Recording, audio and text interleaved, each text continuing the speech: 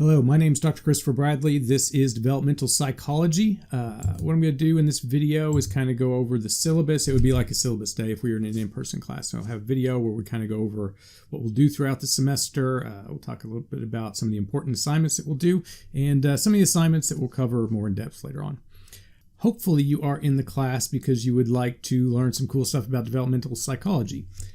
If you're not, if you're just here for a grade, the good news is that this course is basically, if you can show up and you can follow simple instructions, you should be able to get a good grade. So if you're just here for an A, you should be able to do that if you can kind of pay attention. For this semester, the class is online. So whenever you hear something like showing up, or you read that, or attending, if you see that in the videos or in the syllabus, it's not literally showing up to class. It's showing up and engaging, with your classmates, engaging with the material, basically being mentally present, not necessarily physically present. All right, so what is this course?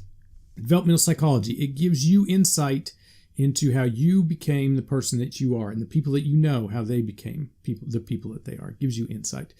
Developmental psychology is lifelong and multifaceted. So it's not just about kids. Older people are developing too. And multifaceted. So you have the biology, you have the environment, you have the interaction between those two. You have your culture, you have the time period that you exist in, you have your choices that you make. And so all of these things combine together to create the product of you. Also in the class, we will talk about some theories and we'll talk about research in developmental psychology. So Erickson, for example, somebody will talk about Piaget, we'll talk about him quite a bit. Something else we'll do in the class is possibly learn how to influence development, meaning if you're going to have kids someday, you might learn some things in this class that you can use to help raise them. Probably the most important thing to me anyways in the class is that you learn something that interests you. Hopefully you find something you're like, wow, I didn't know that and I find that really interesting and I'm going to carry that away from the course with me.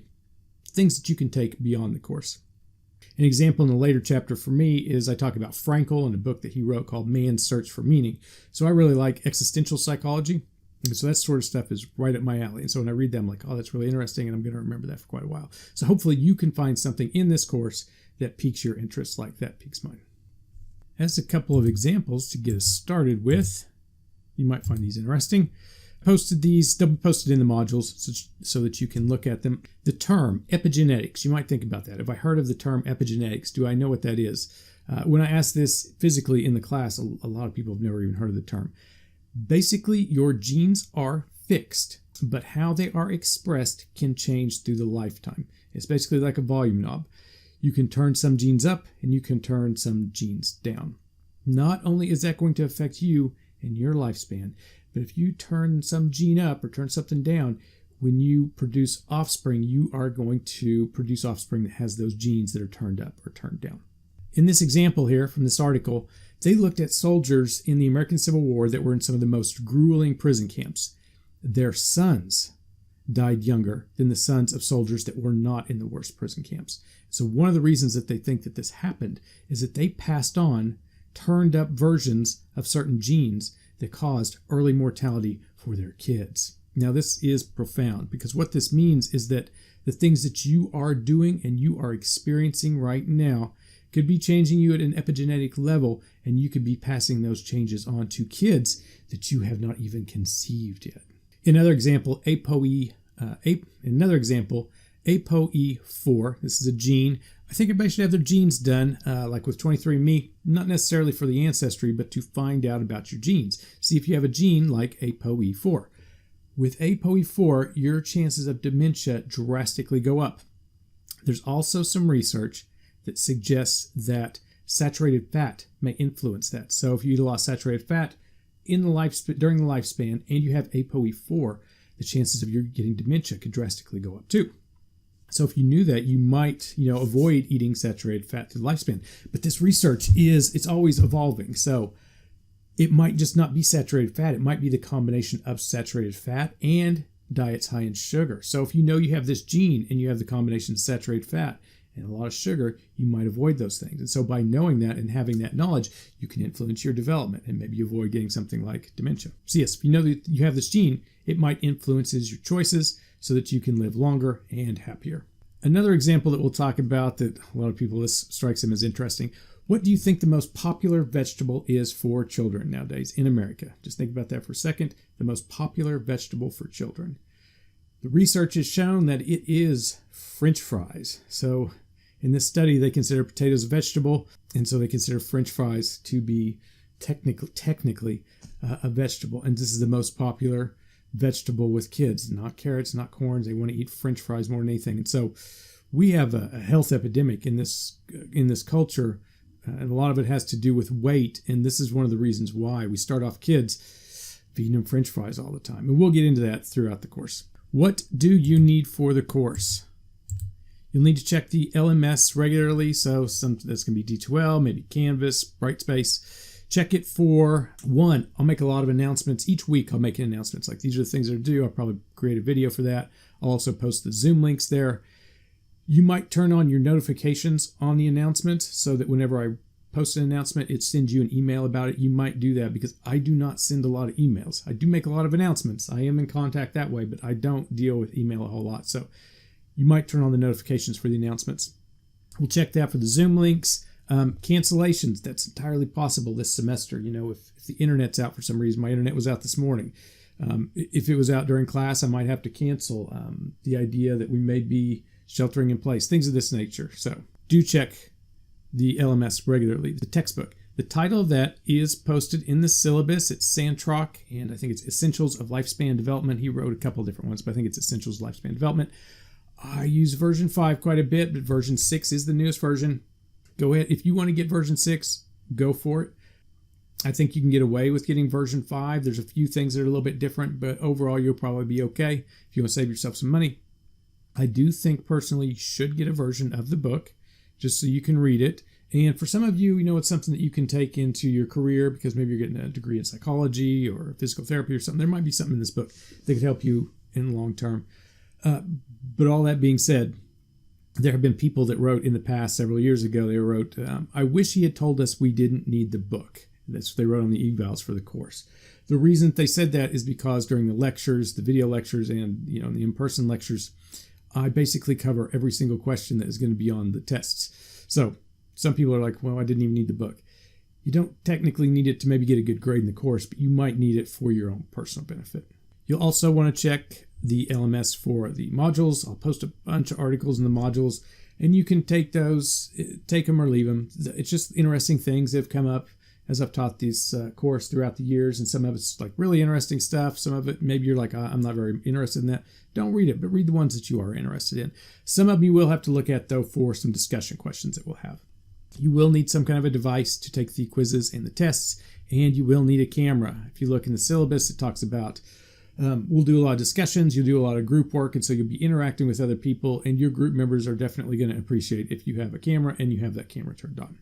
All right, the points for the course. This slide lists all of them. I will post this Prezi on D2L on Canvas so that you can look at that. I'm going to briefly go through some of those. On the quizzes, there are 8 of them. They're 15 points each. Each week, you'll be in a group. For the in-person classes, what we did is we did these quizzes in groups in class to help build group cohesiveness because you're going to work with these people throughout the semester. So yes, you get to learn about your group members while taking these quizzes. But also, and this is really important, you actually learn the material better when you are interacting with other people. When you have to think about the questions that are on the quiz and you have to regurgitate them, you have to discuss them with other people. There's a learning process that's happening there that you don't get when you just read a question and push some button on the multiple choice. You both learn the material better. For example, like if one student asks a question because they don't know the answer, the other student gives them the answer, so that student has learned. But the student that has provided the answer is also learning too. They are to be able to recite that knowledge out loud to another person. That is true learning. The ability to give knowledge to another person, to be able to teach somebody. It actually helps you be a better learner because you ingrain that knowledge. So by doing the quizzes in groups together with other people, it actually helps everybody. There's 120 points total for this. Again, you'll need a device, computer. I think you could do it on a phone, but I'd probably just do it on a computer if it's me during this semester. The quizzes are open book. It will help you learn about the test material. So the quizzes, what I do is I make them mostly definitional, kind of simple questions.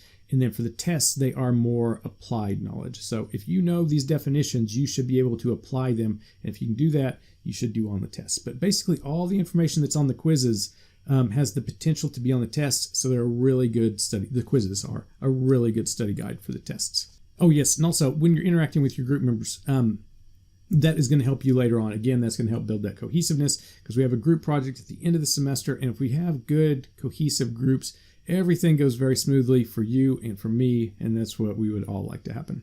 All right, next are the tests. They are 200 points altogether. There's 4 of them. They're worth 50 points each. Multiple choice. Again, you'll need a computer or device so that you can take those. If you do well on the quizzes, there should be a correlation there between your quiz grades and your test grades. On the assignment types, so some of them are individual, some of them are groups, like the quizzes are group grade. The tests are an individual grade. And we'll talk, there's another one, the reflections are an individual thing. I've split the course up into about half group points and then half individual points, just to kind of spread the points out so that if people are like, oh, I'm not that good at working in a group, we do have all these projects that are individual so that you can step up there.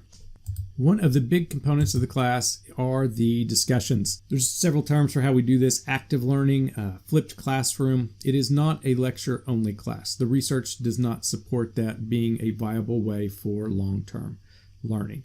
Learning while interacting with other people. Sometimes it's more difficult, but it can be more effective. You actually have to think about what you're going to say on a topic. When you're asked a question and you have to respond verbally and like, these are my thoughts on that question, you actually have to think through it. And that is active learning. Actively doing something instead of just being passive, which is what the lecture is. Passive, you're basically just a receptacle for the information. The information is coming to you and you're not really thinking about it. You're not really processing it. But in the discussions, you're going to take that information and use it and process it, analyze it, and try to come up with your own ideas from it. That is, creative thinking. That's critical thinking. We'll talk more about those type of ideas throughout this course, actually. Okay, the discussions are worth 100 points. How they will work, you can see on the schedule. In the syllabus, there are several days which are for discussions like D1, D2. Those are the discussion days. I will put you, in this version of the class, I will put you in breakout groups to discuss the questions. Then we'll come back together as a class and we will go over your responses. For these breakout groups, I'm going to try to have them set up before class so we don't waste a lot of time setting those up during class. And how I'll do this is by using your student emails. So make sure you're signed up for Zoom with your student email. The quizzes or the questions for these discussions, they'll be posted each week in the modules. There's one called D1. It tells you exactly what the questions are. Also, while you are talking as a group and going through the questions, you should briefly write up, just a few sentences, what the consensus of your group is for each one of those questions. Also, and these instructions are in the discussions. When you look at D1, you'll see it. Tell me if there's people that are not participating, because if you have people that aren't participating in your discussion groups, you probably don't have a preference that they would be in your group for the final group project. And so if you let me know about issues like that, I can move people around. Again, we're trying to create cohesive groups that everybody gets along at the end. Finally, while we are doing the discussions, you want to listen to the other group's responses, and I want each group to find something that sticks out to them. Is something they're like, oh, I agree with that, and we would like to expand on that, or something that you disagree with. You're like, that doesn't sound right. I want you to figure it out as a group. We'll do it like at the end of the class or before the next discussion. Figure that out, something that you either really agree with and want to expand on, or something that you really disagree with. And I want you to go find a citation that supports your opinion. Part of the class is also learning about how psych science works and the ability to go find citations and good, legitimate citations, not just something that you find on, Wikipedia, something that you get from, Psych Info, Google Scholar, something of that nature. So we'll talk a little bit more about that when the discussion starts, but that's basically how to work. On the practice group projects and the final group projects, we'll go over those when they're closer to being due because they're a ways out right now. Finally, for the assignments part, reflections. It's a pretty easy assignment. It shows me that you've been paying attention. It's also an individual assignment. So, some people, again, they wanted more individual points, and so I created these reflections for it. In this, you can basically apply the knowledge that you've learned in the class to your life. And this is in the assignment description. It says something, find 3 items from chapters 1 through 4 or the supplemental articles I'll post that you found interesting. Tell me what those things are, and then describe those 3 things. Describe how they can apply to your life. Like if I told you about the ApoE4 and you went and had your genes done, you saw you had that, that's definitely something that would apply to your life. Okay, on the virtual office and questions, one of the pages in the syllabus goes in depth into this one.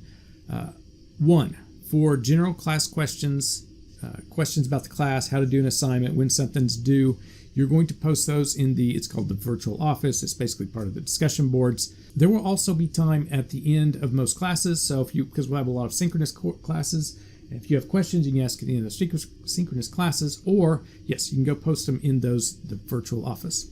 I do not do a lot of emails, so this virtual office is definitely going to be the quickest way to get an answer from me outside of class time. On most school days, I check that virtual office several times. I don't check my email several times a day. I do check the virtual office though, so that's definitely the quickest way to get your questions answered. That being said, I also take the weekends off. I try to stay away from screens. I try to hang out with my son. So if you send a question late Friday night, you might not get a response till the next school day. Also, on this page in the syllabus that goes over this virtual office, for some classes I have TAs, and so you might look through there because there may be a specific TA for whatever issue you have, like test accommodations. There's a TA for that in some courses. Some courses not. Some courses I take care of it. All that being said, if you have some kind of a personal issue, like you have some kind of anxiety about some type of an assignment, and you need for me to give you some kind of advice, then that would be a reason to send me an email instead of posting it in the virtual office. Also, for the accommodations, test accommodations, please don't post that in the virtual office. You would definitely want to post that either to the TA or to me, depending on the class. And you can read all about that. There's an entire page that goes all through these things in the syllabus. The virtual system, virtual office system, it does seem a little strange at first, but it does work really well for everyone. I was reading the evals from last semester, and there were students that were like, wow, he was really on the ball. He answered my questions like that. That's using the virtual office because I'm already there. When I'm in class, I have that opened up, so I can answer them like that. I don't have my email opened up. So definitely do take advantage of that virtual office, and please ask any questions for things that you're not sure about, because there's other students that they're not gonna know the answers to questions too, but maybe they're afraid to ask the questions. So if you go in there and ask those questions in the virtual office, I can answer it, and then everybody has the same information. Okay, sometimes I talk about apprehension, working in group projects. I'll talk about this at another time, possibly. We'll do some introductions. I posted a different one in the discussions. Right now, what you want to do is maybe get the textbook, depending on how you feel about it, version 5, version 6, however you feel about it. Maybe you don't want to write it, or maybe you don't want to buy one. You could maybe rent one. You do want to look over the syllabus, and then also there is a quiz. After you've read through the syllabus, after you've watched this video, you have to take that quiz to move on to the week 2 information. So do look over the syllabus. Do take that. It's a very short quiz that just asks you some questions about the virtual office, really. Look over the schedule so you see kind of how things are going to work. You might start looking over chapters 1 and 2. I'll open that up. You might look over the articles. You might look over the discussion questions for D1. So right now, just a lot of looking over things to get prepared for the upcoming classes. I think that's it for today. I think that a lot of you will enjoy the class. Most students, they find something that they really liked, and it's something that they can really take away later in their lives. So that's it for today. Thank you for listening.